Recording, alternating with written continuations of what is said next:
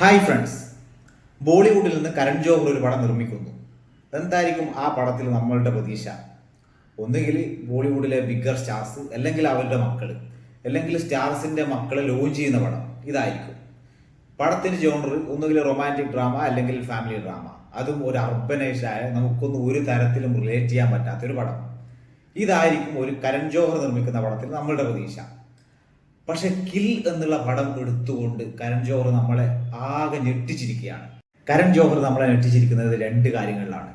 ഒന്ന്, പൊതുവേ family drama എടുക്കുന്ന ആൾ ഇപ്പോൾ വന്നിരിക്കുന്നത് most violent action thriller in India ആയിട്ടാണ്.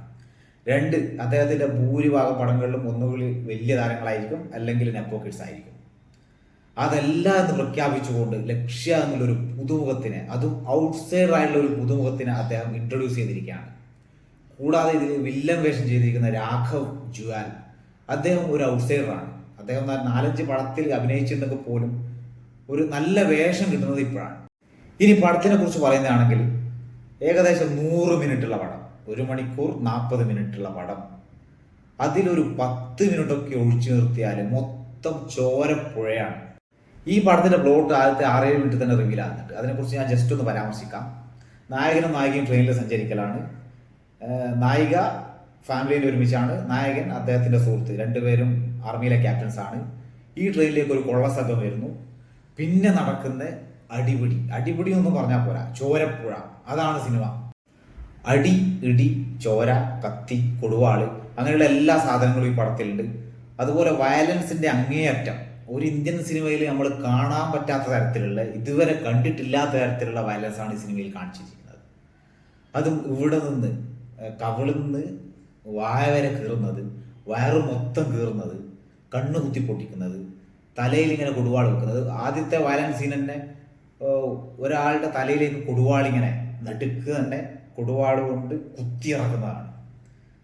അങ്ങനെ ഓരോ 2 മിനിറ്റിലും നമുക്കൊരു വയലൻസ് സീൻ കാണാൻ പറ്റുന്ന ഈ സിനിമയെ കുറിച്ച് നമുക്ക് പറയാൻ പറ്റും.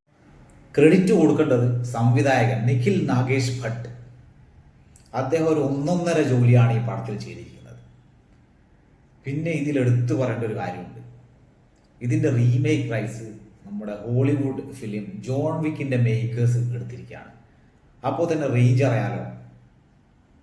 പിന്നെ ഇതിന്റെ മേക്കിങ്ങിനെ കുറിച്ച് പറയുമ്പോൾ ഒരു കാര്യം കൂടി പറയാനുണ്ട്. കഥ ഫുള്ള് നടക്കുന്നത് ഒരു ട്രെയിനിൻ്റെ ഉള്ളിലാണ്.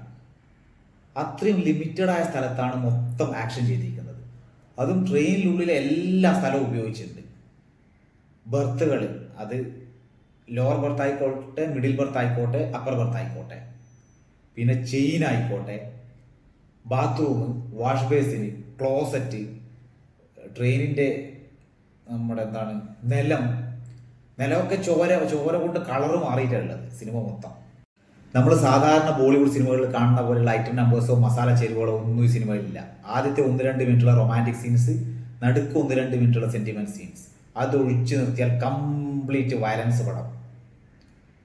എപ്പോഴൊക്കെ നമ്മുടെ നായകൻ ഡൗൺ ആവുന്നു, അടുത്ത നിമിഷത്തിൽ തിരിച്ചടി ഉണ്ടാവും. അത് തിരിച്ചടി എന്ന് പറഞ്ഞാൽ വെറും തിരിച്ചടിയൊന്നല്ല, ശരീരമൊക്കെ കീറി മുറിച്ച് പീസാക്കുന്ന തരത്തിലുള്ള കത്തിയും കൊടുവാളൊക്കെ എടുത്ത് കീറലാണ് ശരീരം മൊത്തം.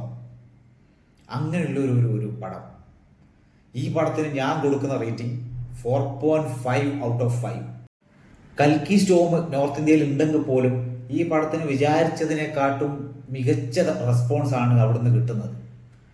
എന്തായാലും ഇങ്ങനെയുള്ള പടങ്ങൾ വിജയിക്കേണ്ടത് അത്യാവശ്യമാണ്. കാരണം ബോളിവുഡ് എപ്പോഴും നിൽക്കുന്നത് ഈ ഒരു അർബൻ റൊമാൻറ്റിക് ഡ്രാമ, അല്ലെങ്കിൽ ഫാമിലി ഡ്രാമ, അല്ലെങ്കിൽ ജവാൻ പഠാൻ പോലെയുള്ള ടിപ്പിക്കൽ മസാല പടം പിടിച്ചിട്ടാണ്. അതിൻ്റെ നടുക്കേക്കാണ് ഇങ്ങനെ ഒരു സിനിമ വരുന്നത്. അതുകൊണ്ട് തന്നെ ഇത് വിജയിക്കേണ്ടത് ബോളിവുഡിൻ്റെ അത്യാവശ്യമായിട്ടാണ് എനിക്ക് തോന്നുന്നത്.